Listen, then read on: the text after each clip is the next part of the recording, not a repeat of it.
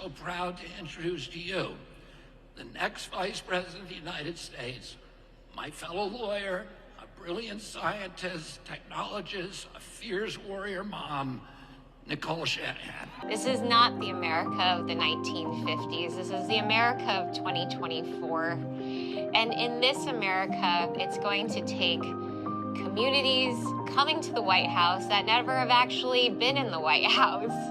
And these are going to be tech communities. These are going to be Gen Z communities. These are going to be millennial communities who really believe that working together is going to get us to a healthier America with solutions that actually work.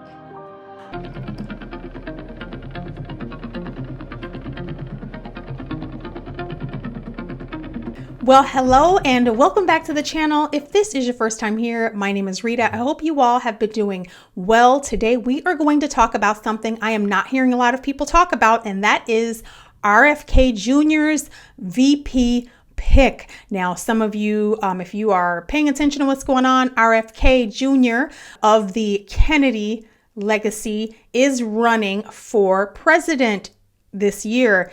He is an independent candidate now. He tried to run on the Democrat ticket, and as you might know, Democrats pretty much shunned him because they are all in on Joe Biden, or are they? So I am going to discuss today why I don't know if RFK is actually a third option. RFK has been going on a lot of shows ever since he announced, and even before that, I think he announced his presidential run. He has been going on multiple shows talking about the, Axine vase. I think it should be subject to the same level of rigorous testing as other medications. And that is the only thing, my only position. So he has been going on multiple shows, both, I think, moderates and conservatives alike, and even some Democrats have really been thinking maybe this guy could be a third option. No, I don't agree with everything. However, I don't like what's going on in the Trump circle, and we definitely don't want Biden.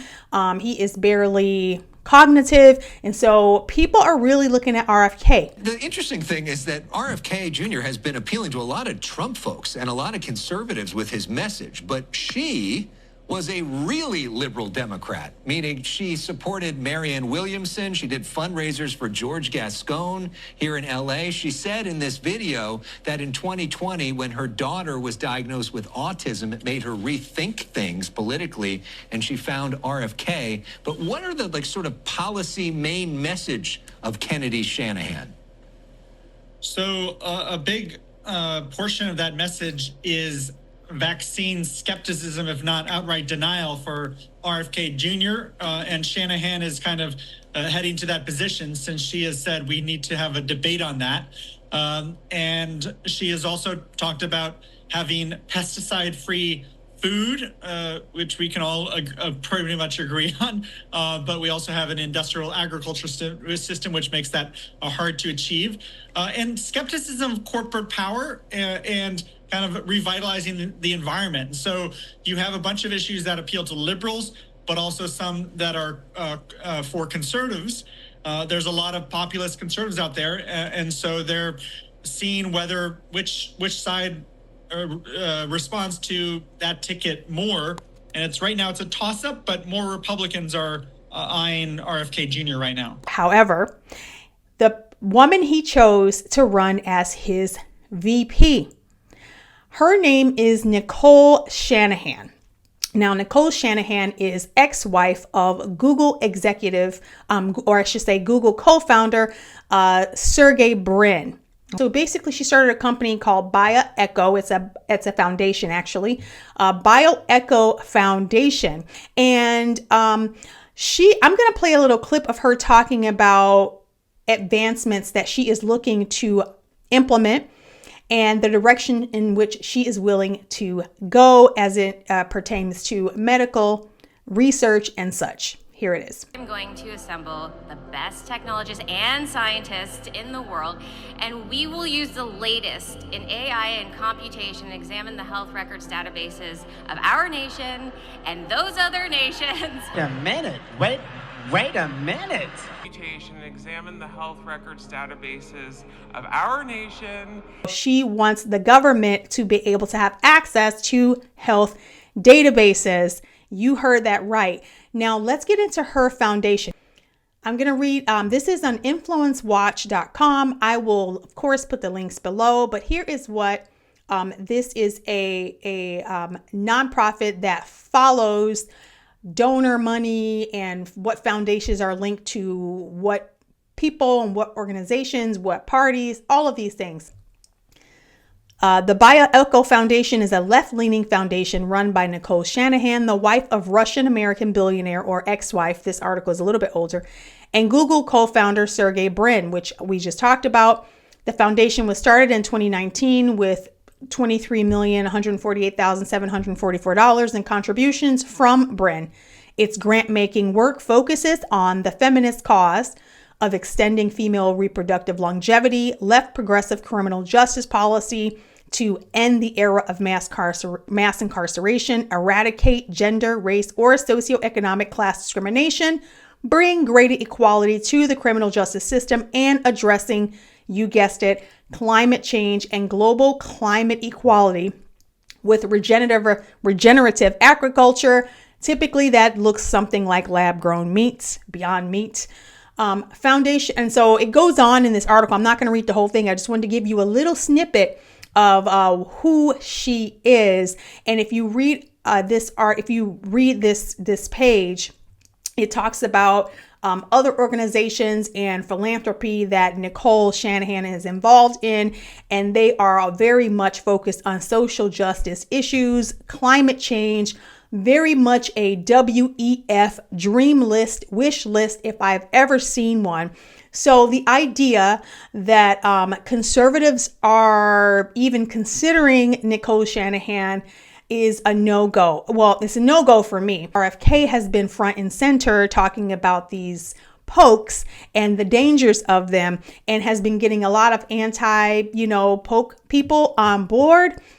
And he's seeing a lot of sound things about corruption, corporate government corruption, that sort of thing. And it all kind of sounds good surface level. But he was very excited when he announced this VP, and he is very proud of this VP. I'm so proud to introduce to you the next Vice President of the United States, my fellow lawyer, a brilliant scientist, technologist, a fierce warrior mom, Nicole Shanahan. So that gives you some window into how he will govern and what he will be doing if elected. I think that this, an RFK presidency with a VP of Nicole Shanahan, would not just kind of court us into the WEF's Agenda 2050 or Agenda 2030, whichever one you're looking at. They've pushed it out, I think, to 2050 at this point. But I think this ticket would catapult us into all of the tyranny that the World Economic Forum has planned for us. 15-minute cities. I think these things would just be in, now they're kind of going in slow motion. Like I said, we're being courted into these ideas. I think that this ticket would catapult us into what the Paris Climate Agreement / WEF plans are for us, which own nothing and be happy. This lady said she wants access to she wants access to all the health databases in the country, for our safety, to figure out, to cure chronic illness. She wants to have government appointed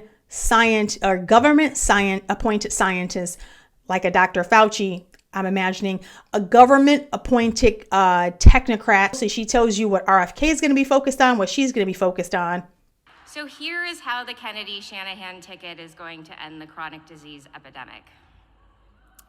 While Bobby is focused on ending the corporate capture of our regulatory agencies, I am going to assemble the best technologists and scientists. He's going to be focused on the corporate greed aspect of it, right? Because what she's really saying is that they are going to push to have everything be housed in government. Government would have full reign and access to all of your health data and other data, I'm sure. So for my libertarian friends and for my middle of the road people who, or even Democrats who thought, oh, maybe RFK is a third option, kind of think that it's kind of making me think, I'm gonna put my hat on, y'all. I'm gonna put my conspiratorial hat on. It makes me think that this whole thing with RFK, all this beefing, is control opposition. They know that Joe Biden is unpopular across the board. They understand this. They know that there may be a chance that he won't make it through a second term. I don't mean he's going to die. I just mean that he is not functioning at a proper capacity. They know this. They know that people are put off. They know all of this, but they're steady pushing him forward. I wonder if they understand if RFK is being talked about a little bit more now, and he is being propped up as a third option in order to catapult us into this 2050 green agenda. Those are my thoughts.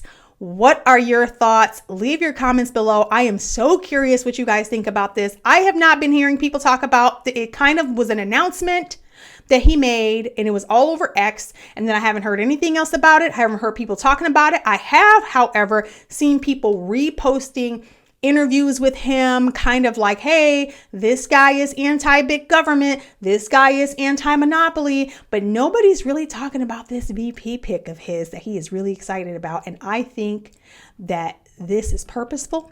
I think that he is the illusion of a third pick. Anyway, again, let me know what you guys think in the comments. Until next time, ciao, God bless.